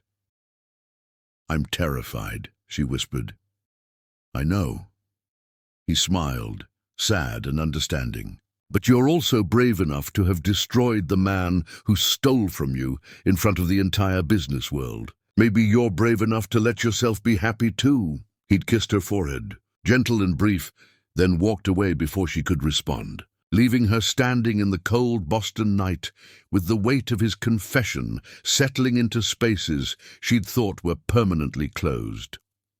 The breakthrough came weeks later in her penthouse in Manhattan, where Kevin had been invited for dinner for the first time since they'd met. Mary had cooked, a skill she'd let atrophy during her marriage because Bruce had preferred restaurants where being seen mattered more than what was eaten. Kevin had praised her pasta with the kind of specific appreciation that meant he was actually tasting it rather than performing gratitude. They'd moved to the living room after dinner, sitting on her stark white sofa with wine and conversation that flowed easily until Mary felt herself tensing, waiting for Kevin to make a move, to try to turn the evening into something she wasn't ready for. "You're doing it again," Kevin said, watching her body language shift. "Should I leave?" "No."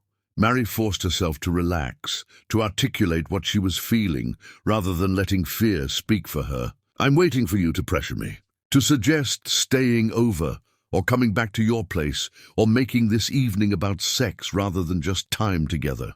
And because you haven't done any of that, I'm suspicious about why you haven't, and wondering if your patience is actually manipulation disguised as respect."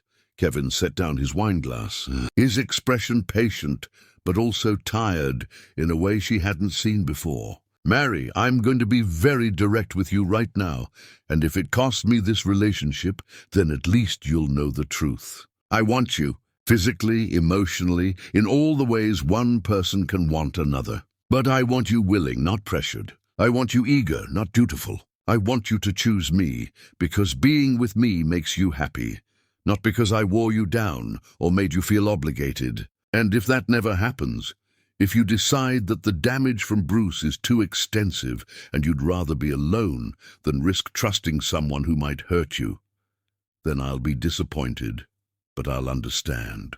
What I won't do is pressure you into vulnerability you're not ready for and then watch you hate yourself for giving in." The honesty of his statement, delivered without anger or ultimatum, broke something open in Mary that she'd been protecting since London. She'd been testing Kevin for months, watching for signs of Bruce's manipulations disguised behind better presentation. But Kevin kept refusing to play the games she'd learned, kept insisting on honesty, even when performance would have been easier. "I'm sorry," she said quietly. "I keep waiting for you to be him, to reveal that everything you've shown me has been strategy leading to some moment where you take what you want and leave me with nothing. But you keep just being yourself, and I don't know what to do with that." "You could try believing it," Kevin suggested. "Not blindly, not stupidly, but based on the evidence I've given you over months of consistent behavior. I'm not perfect, Mary. I'll disappoint you sometimes, mess up, say the wrong thing. But I'm not performing patience to get something from you. I'm being patient because you're worth the wait." Mary looked at him. This man who'd entered her life through professional overlap and stayed through genuine interest, who'd given her space and time and honesty when she'd expected pressure and demands and deception. She thought about Bruce, who'd stolen her work and her trust and years of her life. Then she thought about Kevin, who'd given her books and patience and the radical gift of being allowed to heal at her own pace. "I'm falling in love with you too," she admitted, the words terrifying and liberating in equal measure. "And it scares me more than anything I've ever done in business, because at least in business I can control outcomes through strategy and preparation. But this requires faith, and faith is what Bruce destroyed." Kevin moved closer on the couch, slowly enough that she could stop him if she wanted. "Then let's rebuild your faith the same way you rebuilt your empire. One small decision at a time, one piece of evidence at a time. No giant leaps, just small steps that add up to something real." She'd kissed him then. A real kiss, not the tentative one from Denver, but something deeper, choosing to believe that not every man was Bruce Finch disguised behind patience. That trust could be rebuilt through consistent evidence rather than blind hope. When they pulled apart, Mary felt something she hadn't felt since before London. The possibility that happiness was available to her again if she was brave enough to reach for it. "Stay tonight," she said, "not because I'm ready for everything, but because I'm ready to start trying." Kevin smiled, real and warm and without the triumph that lesser men would have shown. "I can work with trying." They'd fallen asleep on her couch, talking about everything and nothing. Kevin's arm around her shoulders, Mary's head against his chest, both of them understanding that intimacy wasn't about grand gestures, but about the willingness to be present without performing. Chapter 8. The Resistance. The morning after Mary's confession, she woke to find Kevin gone, and panic seized her chest with familiar claws. This was it, she thought, the moment where he revealed that patience had limits, that vulnerability was weakness to be exploited, that everything had been leading to this abandonment now that she'd admitted she cared. Then she smelled coffee. Kevin emerged from her kitchen carrying 2 mugs. Fully dressed, his expression relaxed in a way that suggested he'd been awake for a while and hadn't spent that time plotting his escape. "Morning," I didn't know how you take your coffee, so I made it the way I drink mine and figured you could adjust. Mary sat up, her hair a disaster and her defenses completely offline, staring at this man who'd stayed instead of fleeing, who'd made coffee instead of making excuses. You're still here. Where else would I be?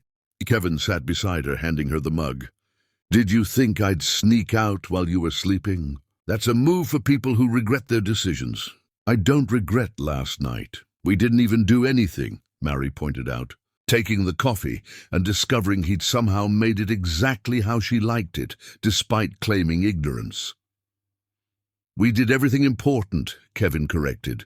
You trusted me enough to admit you were scared. That's not nothing, Mary, that's everything.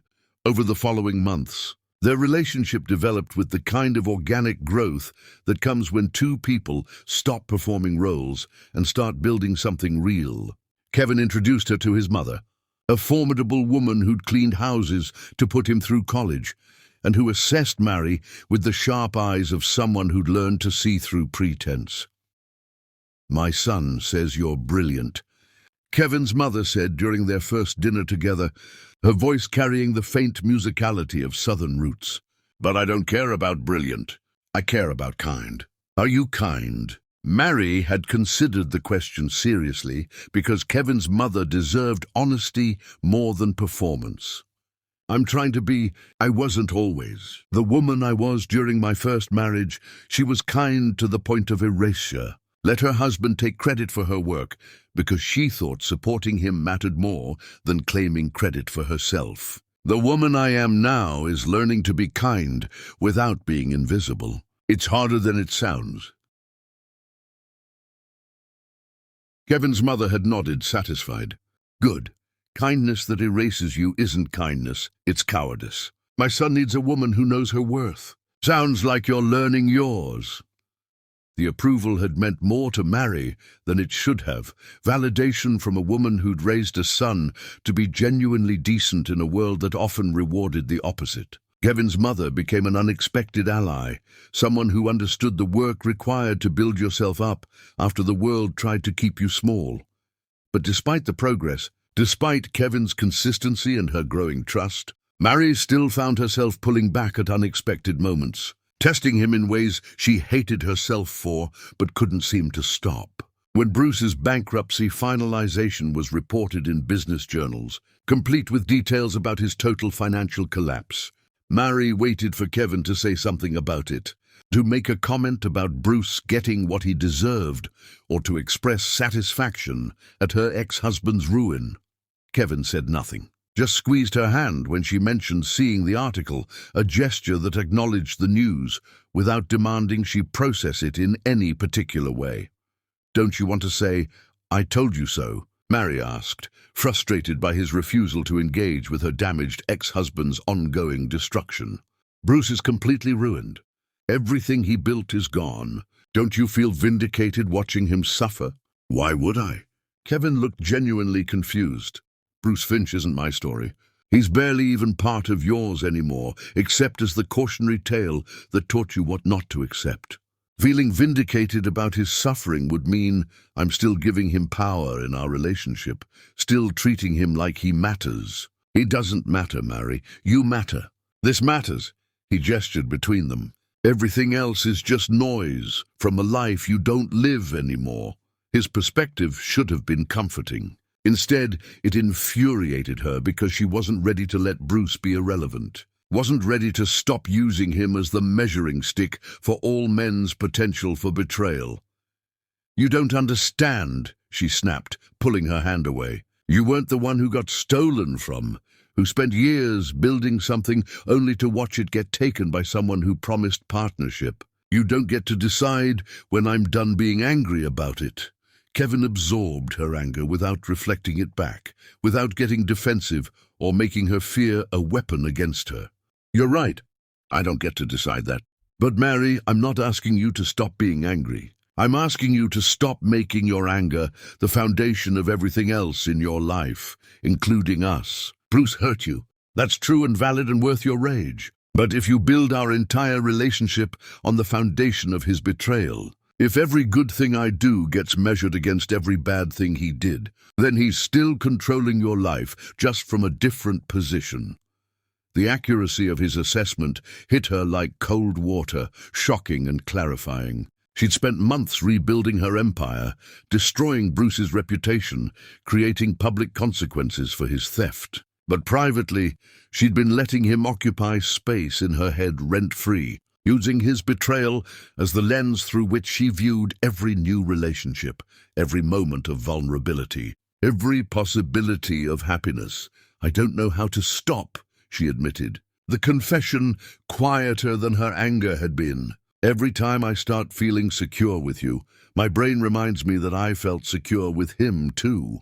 That I trusted him, believed in partnership, built my life around the idea that we were team. And then he stole from me while planning his exit. And now I don't trust my own judgment about who deserves my trust." Kevin moved closer on the couch they'd been sharing, not crowding her but making himself available. "So let's rebuild your judgment through evidence rather than assumption. You thought Bruce was trustworthy because he said the right words, performed the right gestures, knew how to make you believe he valued you. But words and gestures are cheap, Mary. They're the easiest things to fake. What has evidence shown you about me? That you're consistent," she admitted. "That you do what you say you'll do. That you respect my boundaries even when they're inconvenient for you. That you've never taken credit for my ideas or tried to diminish my success or made me feel like I need to be smaller so you can feel bigger." "And that's not nothing," Kevin said gently. "That's months of data points, all supporting the same conclusion that I'm not Bruce." At some point, continued refusal to trust evidence over fear stops being caution and becomes self-sabotage. You're punishing yourself for Bruce's crimes, Mary. You're denying yourself happiness because he proved that happiness is vulnerable. But everything worth having is vulnerable.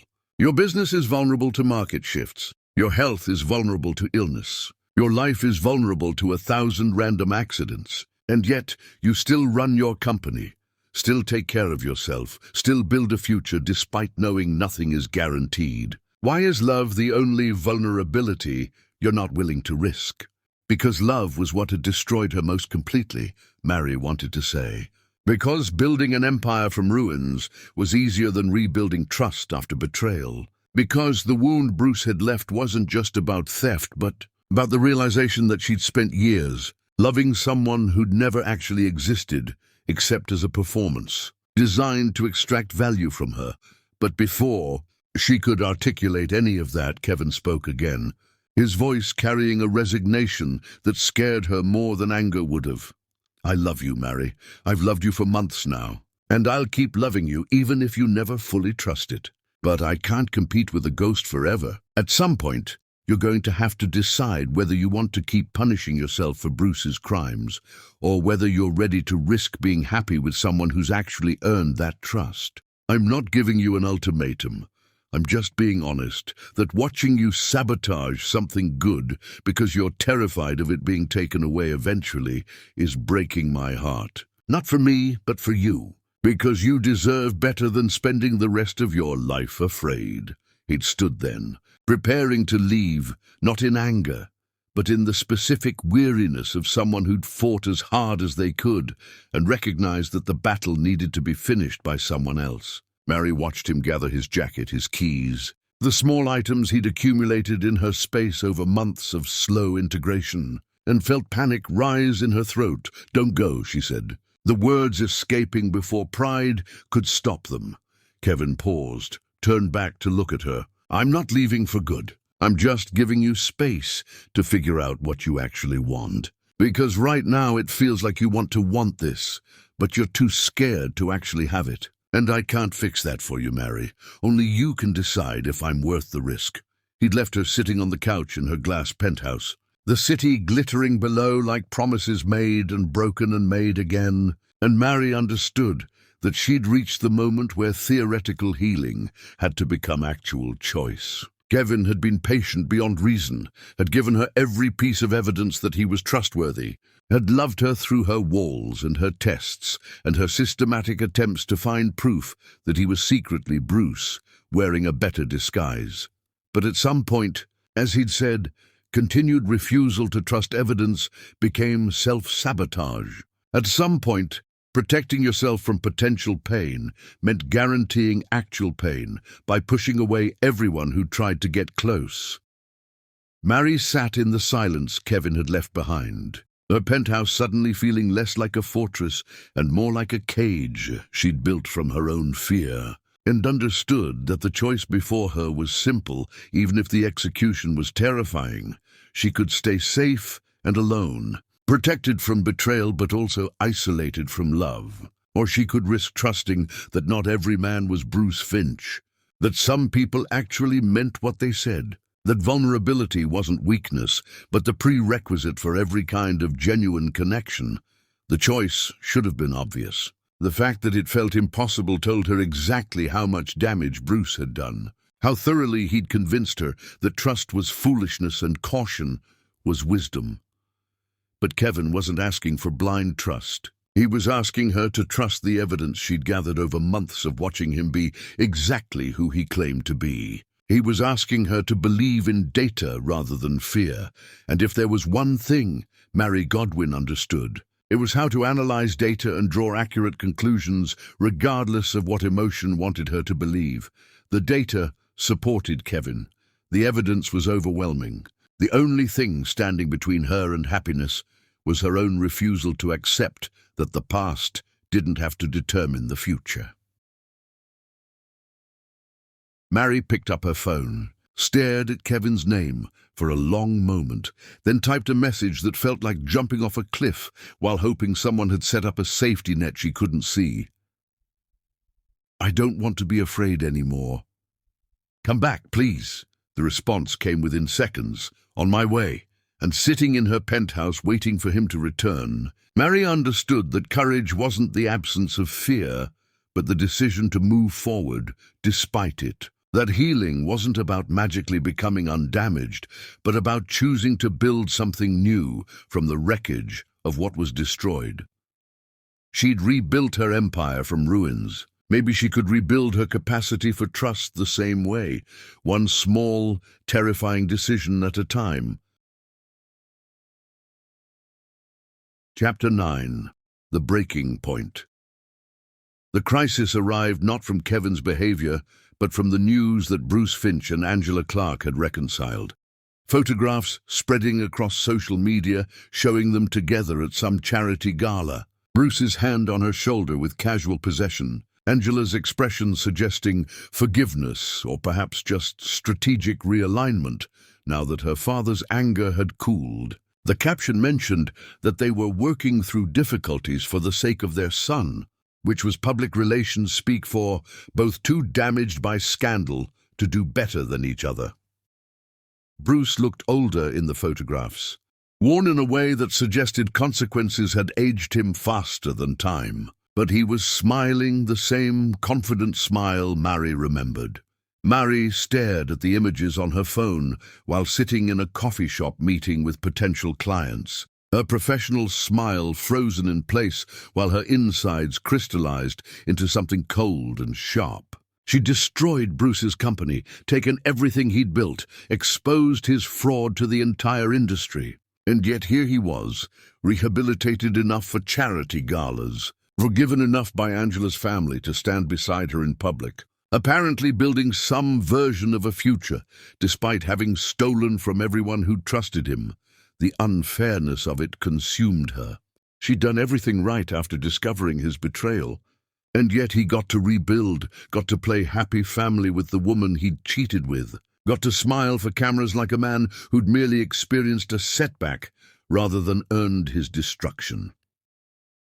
She cancelled the rest of her afternoon appointments, drove to her penthouse, and found herself pulling out boxes she'd stored away. The ones containing photographs and mementos from her marriage to Bruce. She spread them across her living room floor, looking at images of her younger self with Bruce, trying to find evidence in her own face that she'd known the truth and ignored it.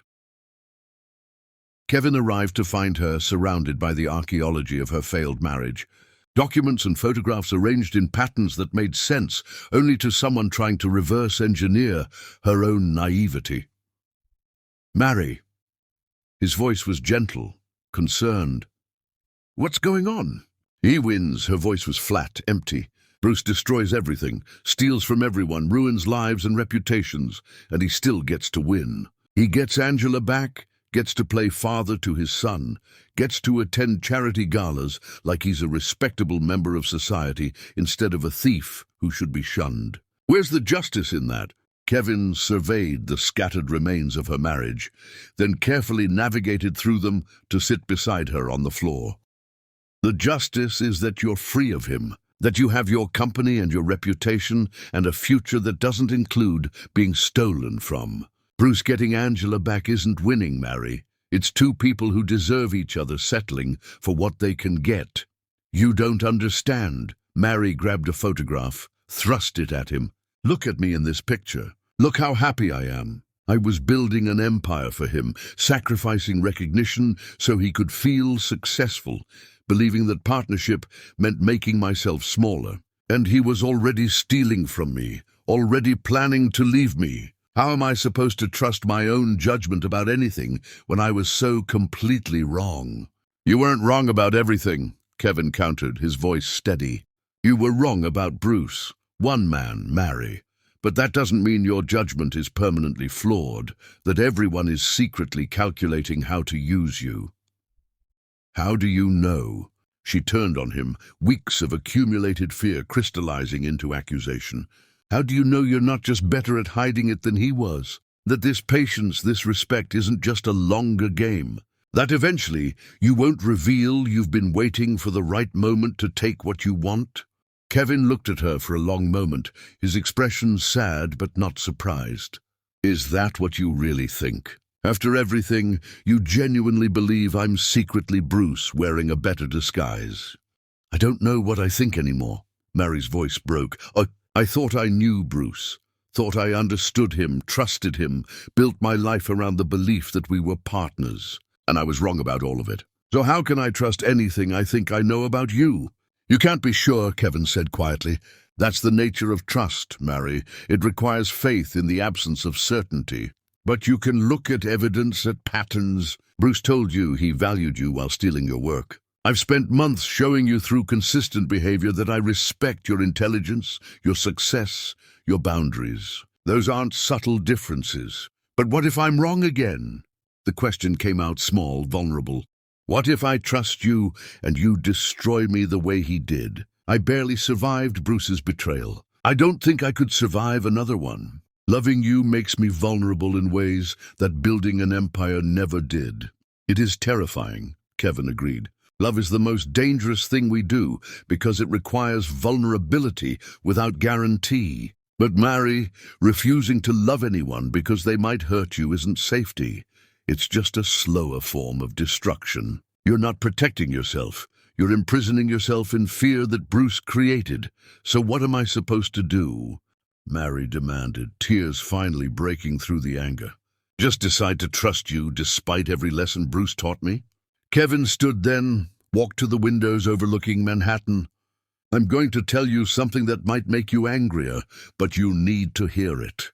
He turned back. I'm not Bruce. I've shown you through months of consistent behavior that I am not him. At this point, your refusal to trust that evidence isn't about me. It's about you being more comfortable with fear than with happiness. Because fear is what you know, Mary. Fear is familiar.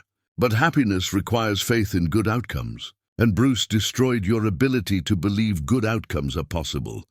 That's not fair, Mary protested. It's completely fair, Kevin said, his voice carrying finality. I love you. I have loved you through your walls and your tests and your systematic attempts to find proof that I'm secretly planning to betray you. But Mary, I cannot compete with your fear forever. I cannot spend the rest of our relationship proving I'm not someone I was never going to be. At some point, you have to decide that the evidence I've given you matters more than the trauma Bruce left behind. He moved toward the door. I need you to figure out what you want. Not what you're afraid of, but what you actually want from your life. If the answer is safety through isolation, then I'll respect that. But if the answer is that you want to build something real with me, that you're willing to trust the evidence over the fear, then I'll be waiting. But Mary, you have to choose."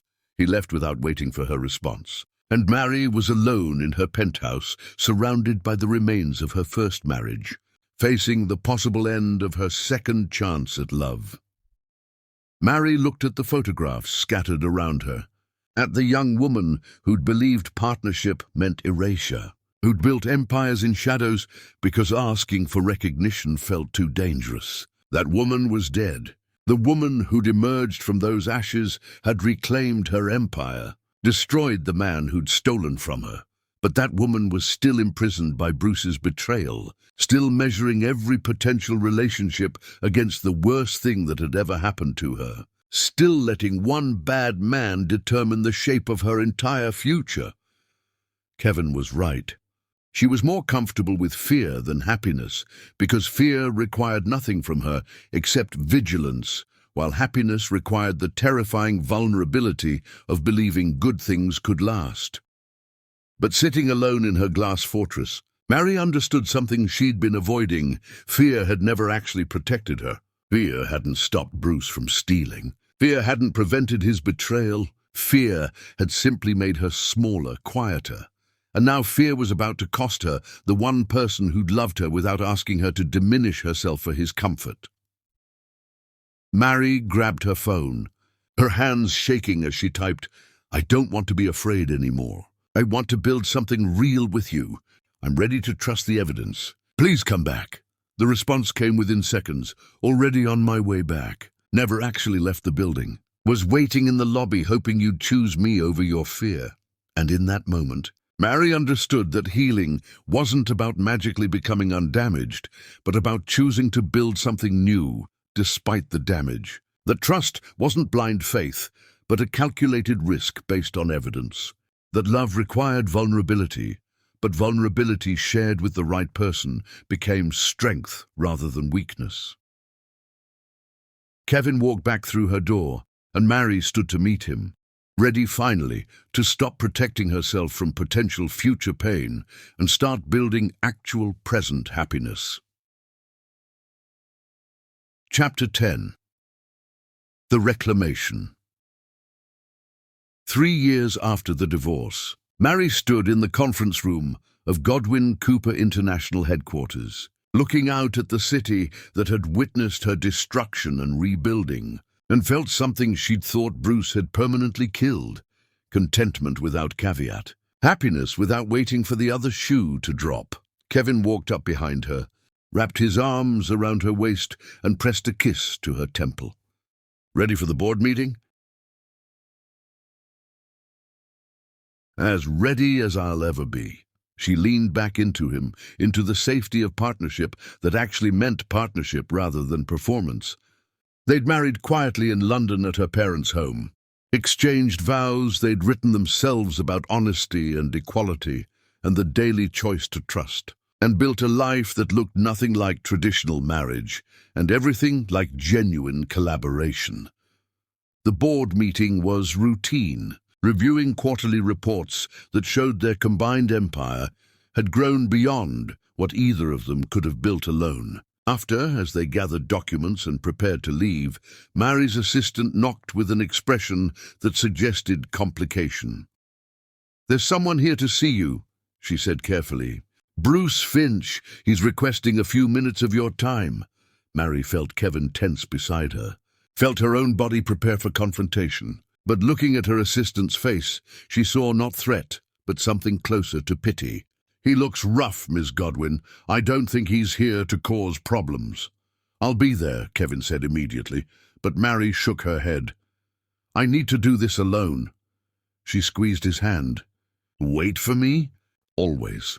Bruce was waiting in the reception area, and Mary barely recognized him.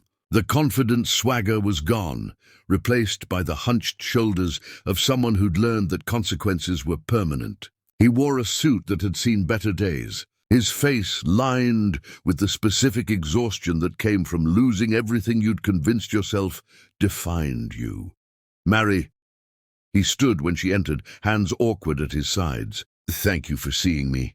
You have 5 minutes?" She remained standing, refusing to make this comfortable for either of them. I wanted to apologize. The words came out rehearsed, like he'd practiced them for weeks. For everything. The theft, the affair, the way I treated you like you were disposable. I was wrong about everything that mattered, and I've spent the past 3 years understanding exactly how wrong. Mary studied him. This man she'd once loved, once built her life around, once believed in, with the kind of faith that made betrayal devastating. She felt nothing looking at him now, except mild curiosity about why he thought his apology mattered. "Is that all?" she asked. "I wanted you to know that I'm sorry," Bruce continued, desperation creeping into his voice. "That if I could go back and change everything, I would. You were brilliant, and I was too insecure to acknowledge it. You built something real, and I stole it because I couldn't build anything of my own. You deserved better than what I gave you." "I know." Mary's voice was calm, factual. "I've always known I deserved better, Bruce. The question was never about my worth, it was about your inability to recognize it. And nothing you say now changes what you did then." "I know I can't fix it," Bruce said quickly. "I'm not asking for forgiveness or reconciliation or any kind of relationship. I just needed you to know that I understand what I destroyed, that I take full responsibility, that you were never the problem." "I was." Mary looked at him, this broken man seeking absolution from the woman he'd tried to erase, and felt nothing but a distant kind of completion. She'd spent years wanting him to understand what he'd done, wanting him to feel the weight of his betrayal, wanting him to acknowledge her intelligence and worth. Now here he was, offering all of it, and she discovered that his understanding meant nothing because she'd stopped needing his validation when she'd reclaimed her own. "Your apology is noted," she said finally. "But Bruce, I stopped needing you to understand what you did about 2 years ago.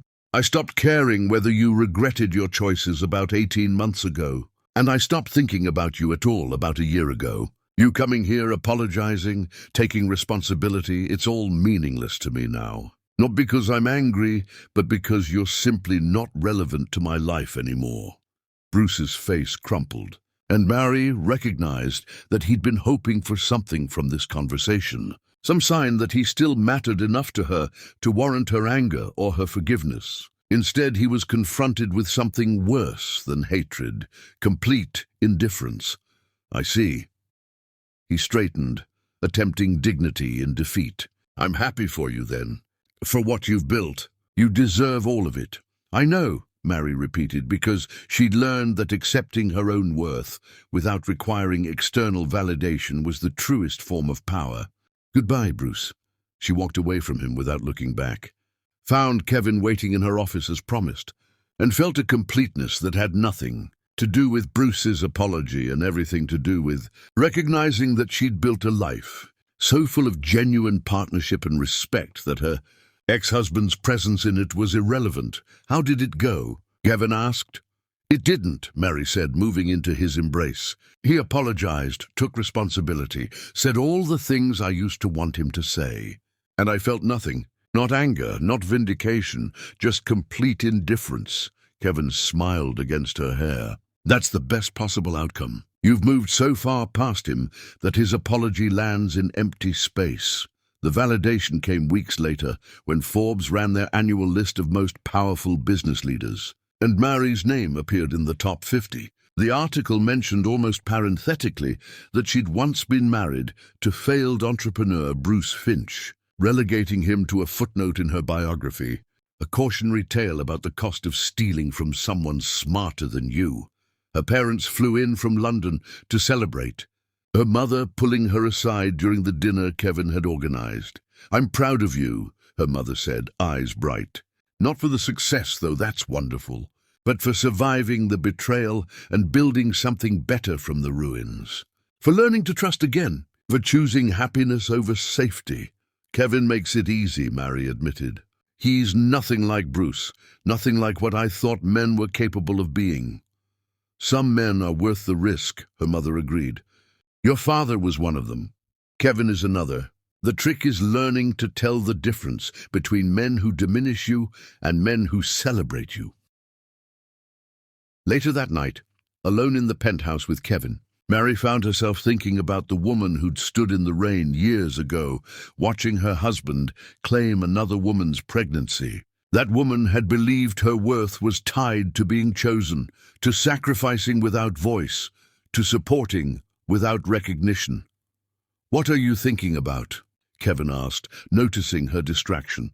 "About how sometimes the worst thing that happens to you becomes the door to the best version of yourself," Mary said slowly. "But only if you walk through the devastation instead of letting it define you forever. Bruce destroyed my first empire, but that destruction taught me to build the second one, louder, prouder, without apology. It taught me that partnership means equality, that love requires honesty, that silence is erasure rather than devotion." "You taught yourself those things," Kevin corrected. "Bruce just provided the painful lesson that made learning them necessary." They stood together at the windows overlooking Manhattan, two people who'd built separate empires and chosen to build a shared life, who'd learned through different betrayals that trust was evidence-based rather than faith-based, that love required vulnerability, but vulnerability with the right person became strength. Mary's phone buzzed with a message from an unknown number. She opened it out of habit, then felt Kevin tense beside her as he read over her shoulder. It was from Angela Clark. "I know we've never spoken, but I wanted you to know that you were right about everything. Bruce is exactly who you said he was. Thank you for the warning. I didn't take seriously enough. I hope you're happy. You earned it." Mary deleted the message without responding because Angela's realization was too late and too irrelevant to warrant her energy. She tried to warn people about Bruce through her lawsuit, through the public exposure of his theft, through every piece of evidence she'd made available to anyone paying attention. Those who'd chosen to ignore that evidence had made their own choices and earned their own consequences. "She finally figured it out," Kevin observed. "Good for her," Mary said without inflection. "But her relationship with Bruce stopped being my concern the moment the divorce was finalized. Whatever lessons she's learning now are hers to process." Because that was the final piece of healing, recognizing that Bruce's continued existence, his ongoing relationships, his attempts at rehabilitation, none of it required her attention or her energy. He was simply a man who existed somewhere in the world, making his own choices and living with his own consequences, completely separate from the life she'd built without him. The truest revenge, Mary had discovered, wasn't making someone regret losing you. It was becoming someone who couldn't imagine ever having needed them at all, whose happiness was so complete and self-sustaining that their absence felt like relief rather than loss. She turned away from the windows, from the city lights and the distant thought of Bruce Finch existing somewhere in irrelevance, and focused instead on Kevin, on the partnership they'd built through honesty and patience, on the life they were creating from choice rather than obligation. "I'm happy," she told him, the words simple and true. "Really? Genuinely happy in ways I didn't think were possible after Bruce. Thank you for being patient while I learned how to trust again." "Thank you for being brave enough to let me stay," Kevin replied, pulling her close. "And for building an empire I get to share rather than steal." They kissed in the darkness of their shared space, two people who'd learned that power revealed was power wielded, that love required vulnerability, that healing was choice rather than accident. Outside, Manhattan glittered with the dreams of people still learning lessons they'd already mastered, still building empires they'd already claimed, still discovering what Mary Godwin had learned through devastation and rebuilding, that the greatest power isn't destroying your enemies or claiming your throne or building empires that eclipse all others. The greatest power is becoming so complete in yourself that other people's opinions, betrayals, and continued existence simply stop mattering because you've built something so genuine and so strong that nothing external can shake its foundation. And standing in her penthouse with Kevin's arms around her, and her empire secure, and her future bright with possibility, Mary understood that she'd finally achieved what Bruce's betrayal had accidentally taught her to pursue: a life where she was the empire, the throne and the queen, answering to no one but herself and the partner she'd chosen to rule beside. The end.